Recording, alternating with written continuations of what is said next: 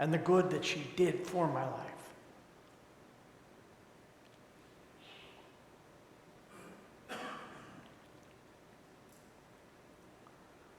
She taught me a lot. And as I've said before, in her apartment, a lot of Unity people would gather and have long discussions of truth principles and ideas and really chew on this stuff and look at things from a variety of angles and a variety of opinions. Those were some very interesting times and some interesting people gathered there. One time she shared an affirmation and a way of being in the world that I found fascinating. If you turn the bulletin over, actually Chris can put it up on the screen. Yeah. She introduced me to this affirmation, and she'd introduced a crowd of people that day to this. I place myself and all my affairs lovingly in the hands of the Father with a childlike trust. That which is for my highest good shall come to me. One of the most important words is lovingly. It was a wonderful affirmation. I know that I grabbed that and said, oh, this is wonderful. And then I found out that knowing about it and using it were two different things. And I came to realize that childlike trust, if I was going to use it, I had to use it with that childlike trust. Early 70s, I was working for the Motorola distributor in Cincinnati. I was in charge of the inside sales desk, so I dealt with all our salesmen that went out and the customers around the territory who would call in and place orders, as well as the showroom and a few other things. I had a very interesting boss.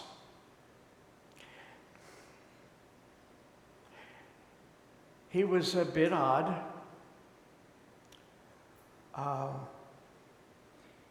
He sure liked his drink. And he would have sales meetings on Monday night that would start about 9 o'clock. And they might go to 3 or 4 in the morning. And mostly he just harangued the salesman.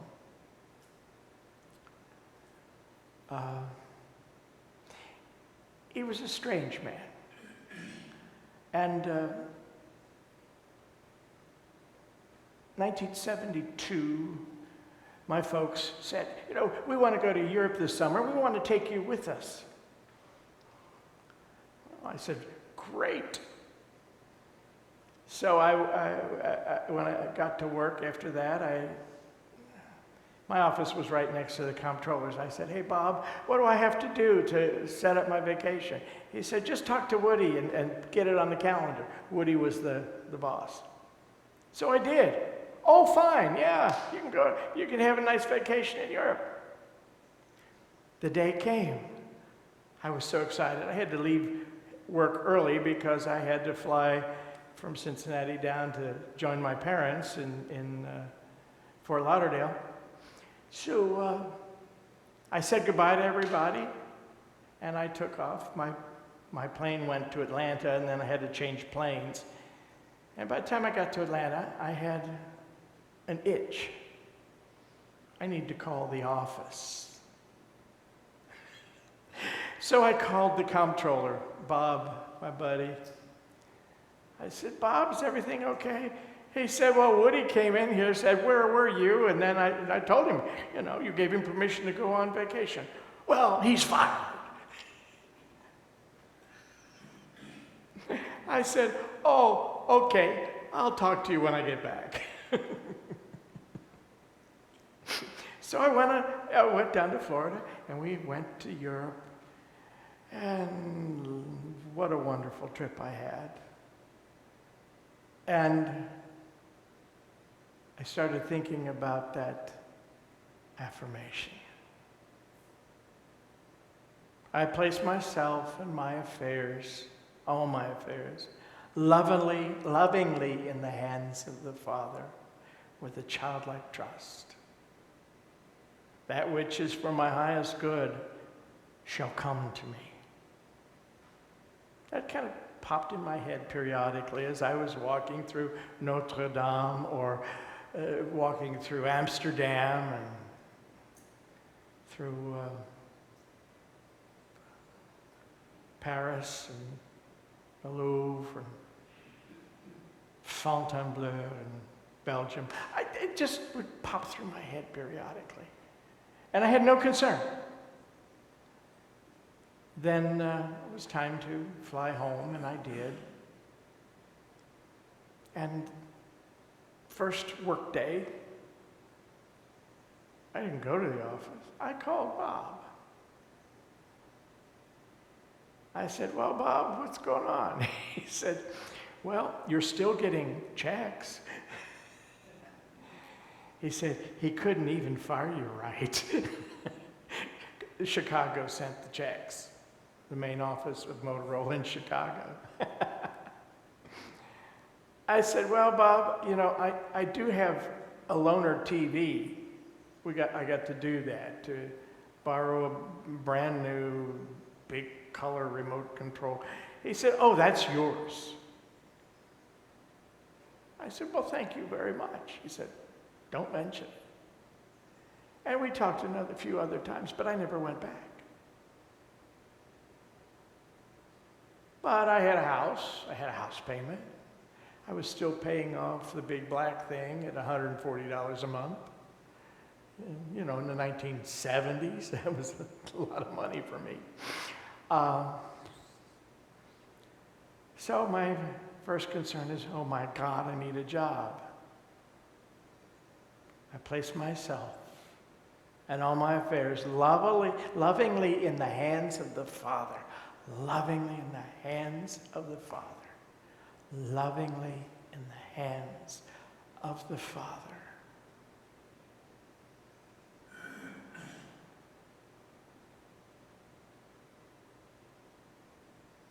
I got an idea.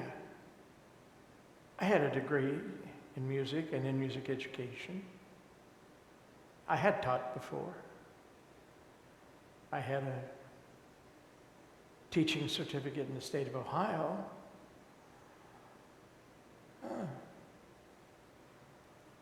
So I saw an ad for a school in northern Kentucky. I called them up, and the principal invited me to come visit with him. I did, and he hired me. I had a job. Now, I lived 5 miles north of the Ohio River. This was about 5 miles south of the Ohio River. I didn't have a car. I'd sold my car to buy the piano. Well, I met Miss Wagner. Miss Wagner was another first-time teacher teaching at the school. And she went right past my hometown, St. Bernard, on the way, because she lived north of where I lived. She said, I'll pick you up. So she did. She picked me up, took me to school. We rode home together. And eventually I was able to buy my little Volkswagen van. Yahoo. All this because of what? Lovingly in the hands of the Father. Back in the 80s, there was a lady who, she didn't really come here. She came here twice that I know of. She came here when we were doing teddy bears, and she left with one. And then another time, she wanted something from me, and she wouldn't come out of the women's bathroom until we called the police. So it was a little strange. But she used to call me almost every day. And one time she would call me at home. She called me at home one evening and was talking about a problem, and I said, you need to leave it with God. You need to put it in God's hands and leave it there. And she said, well, what do you mean? I said, well, do you like baked potatoes? She said, yes. I said, do you have a microwave? Yes. I said, well, it's like you want to bake potatoes, so you put it in the microwave, you turn it on, you leave it to the microwave. And when it's done, it's really hot. So you leave it with the microwave until it's cool enough for you to pick it up and eat it. Oh, I understand.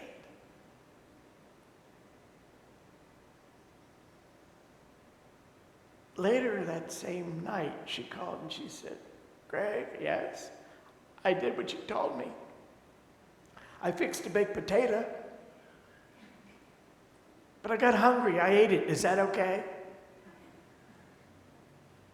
So much for my metaphor. But we often miss that concept of putting it in God's hands and then leaving it there and not worrying or fretting or fussing about it, because what does worry, fret, and fussing bring you?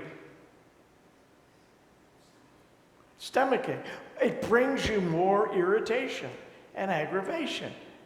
Because, remember Fox's words, don't think about the problem, think about God instead. The more you think about the problem, the more you're aggravated and irritated and frustrated about it, the more you're adding to that problem. What are you thinking about? You're thinking about the problem. She didn't quite get the idea of leaving something in God's hands, letting go of it with that childlike trust that knows God does what God says. Somebody once said to me many years ago, it was one of my teachers over the years. She said, when I read God's promises in the Bible, she said, you know what I do? I said, no. She said, I believe them. God says it. I accept that. And I accept that he's saying that, making that promise to me.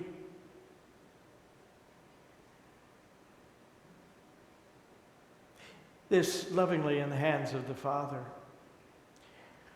I can't tell you how many times you may need to do it, but you need to do it every time your situation, whatever it may be, comes to mind, and you start down that other path. Every time it pops up and you start to turn to the dark side, I place myself and all my affairs lovingly in the hands of the Father. And you do it with a childlike trust. The other half of this, that which is for my highest good, oh, that's all that God will give you, is your highest good. I've said to some people, I pray that you receive your highest good, and then sometimes smile as I walk away, realizing, sometimes their highest good is not the most fun thing in the world. Have you noticed that? Yeah, growth. Sometimes growth is painful. But we need to grow into this awareness. That which is for my highest good shall come to me. I got a job. I got a ride. And in not too much time, I got another car. It's funny how that works. But you know, it only works. You know what the other half of that is? If you work it. If you work it.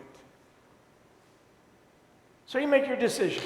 I'm going to use this. I place myself and all my affairs lovingly in the hands of the Father with a childlike trust. That which is for my highest good shall come to me.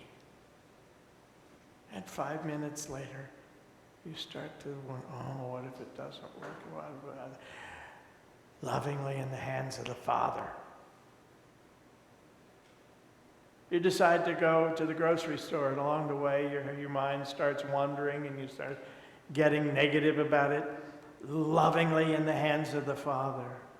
Reminding yourself and reminding yourself. You keep bringing yourself back to task, back to the reality, back to the good, leaving all the rest behind. You're going to speak this word and then believe that the promises of God are true and they're true for you. That God can do for you what he can do through you. And it's the through us that's important. Because every time we turn our thinking to the negative, we're pushing God aside. I'm going to take over again, Lord. Oh, God, you're not doing it right. Here, let me show you how it's to be done. Yeah.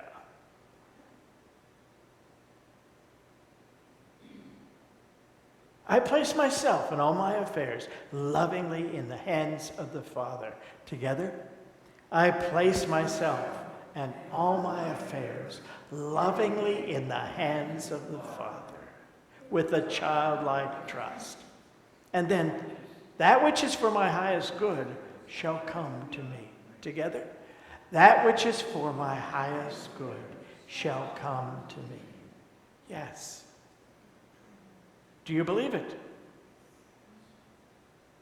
Can you accept this? Can you imagine the highest good that could come to you and through you and into your life? But you've got to use it. And you have to stay centered in the truth. Remember James' words, a double-minded man is unstable in all his ways. I believe in God. Oops, I'm not sure. I don't know if God can handle it. Well, yeah, God can. Well, maybe God can't. How unstable is that? Yeah. That's like going to a department store and placing an order. And then say, oh no, I think I want something different. Well, maybe no. Maybe this is what I want. When's it going to arrive? And the person taking the order says, well, as long as you keep changing your mind, it'll never come. Because it always will be in limbo.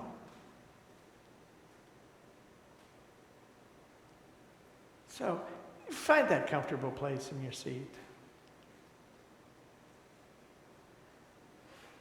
Get as comfortable in these seats as you possibly can.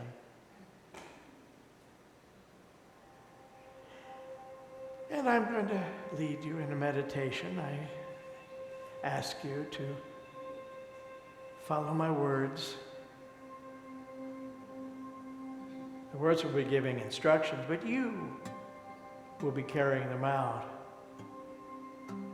And hopefully at the end of this meditation, you will emerge feeling totally alert, alive, better than you felt when you walked in the door. Now let us begin with a moment of prayer. Father, we really have only one prayer, to be always centered in your love and to be able to live our lives in total surrender to your divine will. We are open, expectant, and attentive to your word. Amen.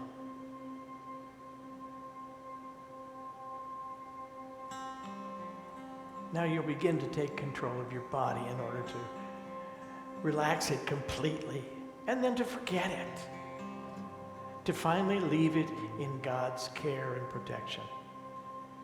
So take a deep breath now and release it. Relax.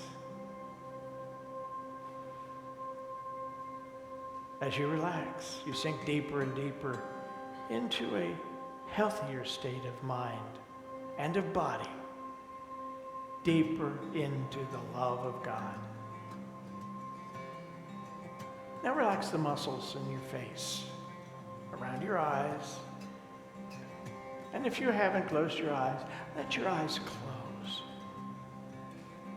Relax all the muscles of your face. Even your teeth separate slightly. All tension leaves your head now and flows from you as you sink even deeper into peace. Relax your neck, your shoulders. Let all the muscles loosen and relax. Your shoulders can begin to droop comfortably. Relax and begin to feel completely at peace and sink even deeper into the peace of God. Now the muscles in your arms, your hands, your fingers relax. They're quiet. They're calm. Visualize your heart for a moment. See it beating strongly, steadily, in harmony with the rhythm of the universe. Visualize your lungs. See them filled with the pure, clear breath of spirit. Your heart and your lungs are functioning in perfect harmony. There's no need for any concern. So you bless them and leave them in God's perfect care as you drift still deeper into the quiet and the peace of God. Your legs are relaxed. Your thighs and the muscles of your lower legs and ankles ease. Your feet and toes are relaxed. Tension is gone from all the muscles. Tension flows away from your legs and feet. Your entire body is now at rest. It is at peace. All tension, all care, all concern, all tightness is gone now. It is in God's care as you release your body completely.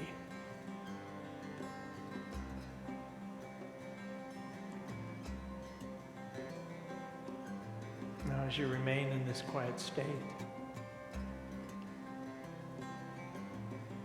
let us guide your thinking into contemplation, thinking about a spiritual idea. Your mind is quiet, not blank, but quiet. You are able to choose the idea you wish to think about.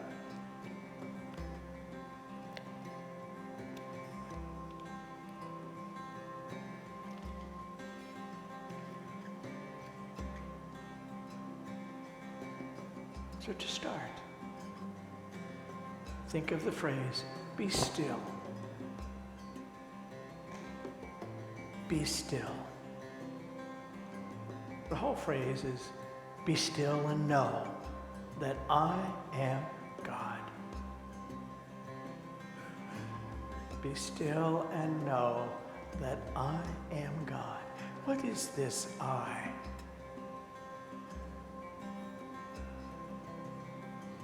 We read in books that the I of our being is God, our individualized portion of God mind. How do you understand this? Think of your body, the life in it. Can you, of your human self, make your heart beat, or digest your food, or circulate your blood? Can you make your eyes see, or your ears hear? If your eyes cannot see and your ears cannot hear, and if your heart cannot beat through its own power, is there not something within you that provides that power? Is this not the I of your being?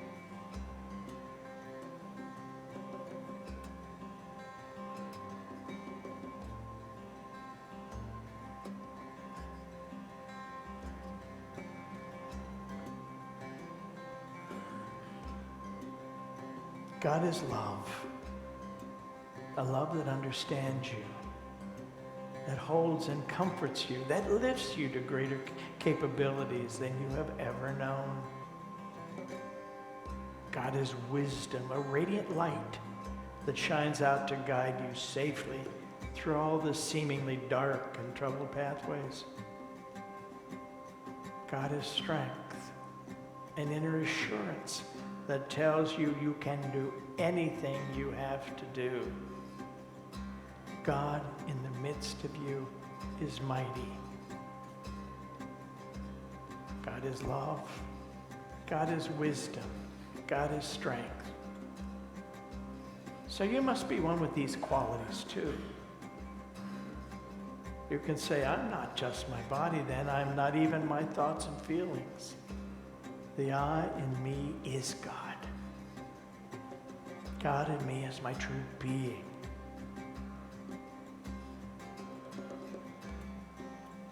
Let your mind be free to roam within this framework. When no more related thoughts come to you, then arrest your mind and be still. You are then poised on the edge of the silence.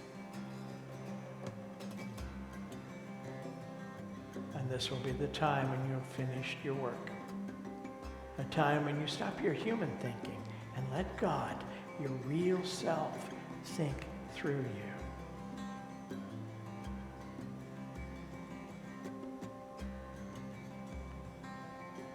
As you place yourself and all that concerns you lovingly in the hands of God with a childlike faith in the silence.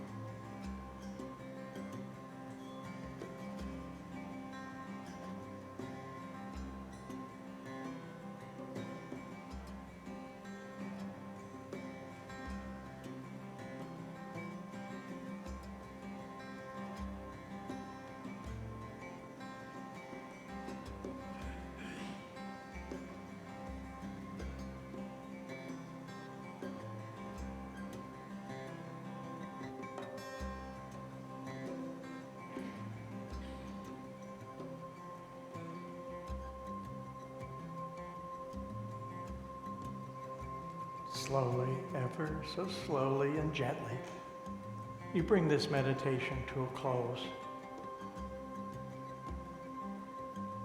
The sensations of this room gradually begin to make themselves known to you again. So as you are ready, slowly open your eyes. Realize what a wonderful feeling of rest and refreshment you can now enjoy. Hopefully you have gained a deeper understanding and new insight into God's presence within you and with you. You are now ready to become involved again in your daily activities, but you know that you have this secret place within you where you can retire at any time, where you can pray to God, commune with God, meditate on truth, and listen to what God, your true self, has to say. So stretch out. You are confident, poised, joyous, and eager for life. Thank you, God. Amen.